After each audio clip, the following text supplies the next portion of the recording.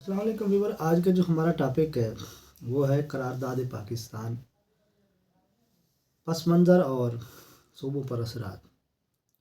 چلتے ہیں اپنے ٹاپک کی طرف سے۔ پہلے آپ سے ریکویسٹ ہے کہ آپ میرے چینل کو سبسکرائب، لائک اور شیئر کر دیں۔ تحریک پاکستان کا پس منظر۔ عام طور پر یہ خیال کیا جاتا ہے کہ تحریک پاکستان کا آغاز 1940 میں مسلم لیگ کے سالانہ اجلاس لاہور میں پاس ہونے والی قرارداد سے شروع ہوتا ہے۔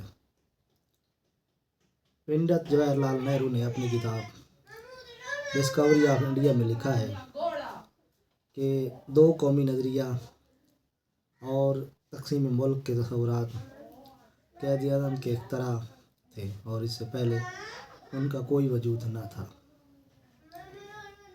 مولانا ابوالکلام آزاد نے لکھا ہے کہ تحریک پاکستان کا آغاز 1937 سے ہوا، جب یوپی کانگریس نے مسلم لیگ کے دو رہنماؤں کو صوبائی وزارت لینے سے انکار کیا تھا۔ یہ دونوں باتیں حقیقت سے بعید ہیں۔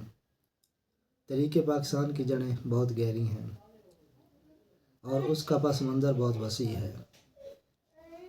ایک مرتبہ قائد اعظم نے کسی نے اس نقطے پر استفسار کیا، انہوں نے جواب دیا کہ پاکستان کی تحریک اسی دن سے شروع ہوگی جب برصغیر میں پہلا ہندو مشرف با اسلام ہوا تھا۔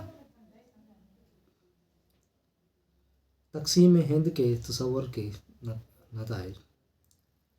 جن معنی میں گاندھی اور نہرو وحدت ہند کا پرچار کیا کرتے تھے، اس وقت کا وجود واقعاتی طور پر ثابت نہیں۔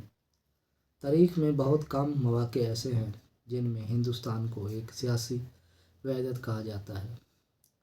مجموعی طور پر ان ادوار کی مدت میں طویل نہیں، یہ کہنا ہندوستانی قوم میں ہندو اور مسلمان دونوں شامل تھے، اور دو قومی نظریہ بے بنیاد ہے، حقائق سے روگردانی کے مترادف ہے۔ ہندو اور مسلمان معاشرے اس برصغیر میں 1000 سال تک ایک دوسرے کے ساتھ رواں دواں رہے۔ ایک دوسرے پر دونوں کے اثرات سطحی اور منفی تھے۔ ہندو رہے اور مسلمان رہے، دونوں کے تصورات زندگی اور طرز زندگی ایک دوسرے سے بالکل جدا تھے۔ بھائی پرمانند آریہ سماج کے صف اول کے لیڈروں میں شمار ہوتے تھے، چنانچہ انہوں نے تحریک ہند کا مطالعہ ایک مخصوص زاویہ نظر سے کیا تھا۔ وہ لکھتے ہیں کہ ہندوستان کی تاریخ صرف اسی طویل اور جان گزار جدوجہد کی داستان ہے جو ہندوؤں نے صدیوں تک اپنی آزادی حاصل کرنے کے لیے مسلمان حکمرانوں کے خلاف جاری رکھی۔ بعض ہندو امراء مسلمان بادشاہوں کی ملازمت کرتے اور ان کی اطاعت کا دم بھرتے تھے۔ بعض ہندو رؤساء سال تک ان کے خلاف لڑتے رہے۔ بھائی پرمانند کہتے ہیں کہ ہندو خواہ اول الذکر جماعت کے ساتھ تعلقات رکھتے تھے یا ثانی الذکر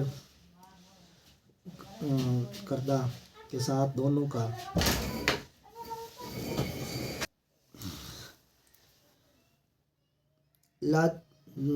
لاجپت رائے CR داس بنگال کے ایک مقتدر اور بے تعصب رہنما تھے۔ 1925 میں لالا لاجپت رائے نے ان کو ایک خط لکھ کر ہندو مسلم اتحاد کے مسئلے پر اپنے خیالات کا اظہار کیا، اور ان کی تحریر کا ماحول یوں ہے: میں نے گزشتہ مہینوں میں جیل کے اندر اسلامی قانون اور اسلامی فلسفے کا مطالعہ کیا۔